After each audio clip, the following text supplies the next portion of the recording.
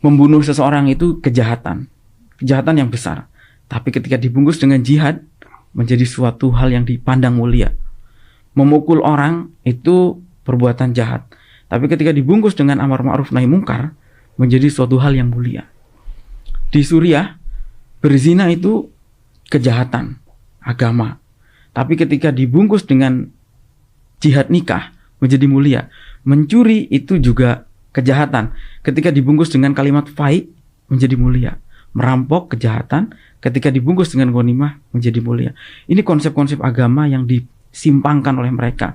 Sebetulnya pemerintah sekarang ini menjadi korban posisinya dari pemerintahan-pemerintahan sebelumnya yang membiarkan atau dalam tanda kutip memelihara. Seperti misalnya Hizbut Tahrir misalnya. Hizbut Tahrir itu tahun 52, 55 sejak awal kelahirannya sudah dilarang di Timur Tengah. Tapi di Indonesia, Hizbut Tahrir itu diberi fasilitas oleh negara. Diberi badan hukum, fasilitas, diberikan izin untuk menggunakan fasilitas-fasilitas negara. Seperti ketika Muktamar Khilafah di Gelora Bung Karno, bahkan pada saat itu disiarkan secara utuh di TVRI, yang notabene adalah televisi yang dibiayai dengan APBN. Yang harusnya dievaluasi oleh pemerintahan sekarang. Jangan sampai pemerintahan yang sekarang juga melakukan hal yang sama. Di Mesir itu zamannya Presiden Gamal Abdel Nasir, kelompok radikal di sana itu sudah hampir habis. Tapi ketika Gamal Abdel Nasir itu jatuh, kemudian diganti oleh Presiden Anwar Sadat merangkul mereka karena butuh dukungan politik. Padahal ini kepentingan jangka pendek yang sangat merugikan pada jangka panjang. Akhirnya dia sendiri mati di tangan kelompok itu, dibunuh kan. Dan Anwar Sadat ini dibunuh oleh mereka.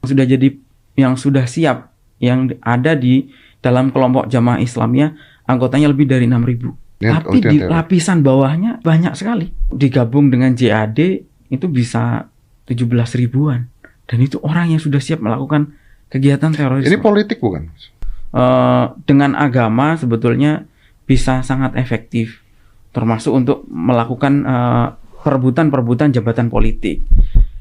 Suatu kejahatan apapun ketika dibungkus dengan agama akan terlihat mulia.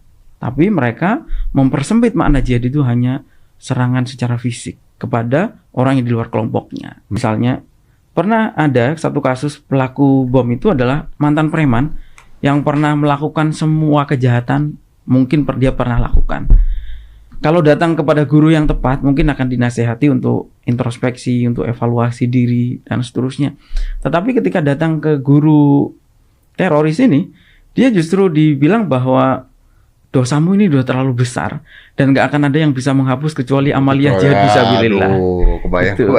Jadi ini saya dapat cerita dari Ali Imran, pelaku bom Bali. Sosiolog Muslim itu pernah mengatakan bahwa kalau kamu mau mengelabui orang bodoh, maka bungkuslah sesuatu itu dengan agama. Itu diucapkan ribuan tahun yang lalu. Tapi sayangnya sejak saya pulang, terutama tahun 2016, itu saya melihat bahwa peristiwa-peristiwa yang pernah terjadi di Suriah ini di copy paste di Indonesia. Polanya sama, aktornya sama. Kenapa? Karena aktor radikal terorisme ini kan transnasional yang tidak mengenal batas negara. Contoh misalnya, di Suriah itu salah satu yang perang kan ISIS. Di Indonesia ISIS juga ada, JAD. Di Suriah yang perang salah satunya juga Al-Qaeda. Di Indonesia ada, yaitu Jamaah Islamiyah. Salah satu yang perang Hizbut Tahrir, di Indonesia juga ada Hizbut Tahrir Indonesia. Ikhwanul Muslimin juga ikut berperang, di Indonesia juga ada. Salafi Wahabi di Indonesia ada. Aktornya sama.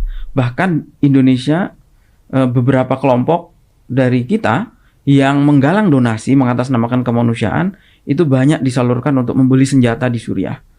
Simbol-simbol yang dipakai pun banyak memiliki kesamaan. Contohnya bendera tauhid. Kalau Om Deddy pernah dengar bendera tauhid, itu istilah yang tidak pernah dikenal 1400 tahun perjalanan Islam. Kenapa? Karena di Al-Quran tidak ada, di hadis tidak ada, di kitabnya para ulama pun tidak ada. Tapi munculnya perang Suriah memunculkan istilah liwa'ut tauhid, bendera tauhid. Tapi ya, nama apa ini? Ini nama kelompok teroris yang berperang di Suriah.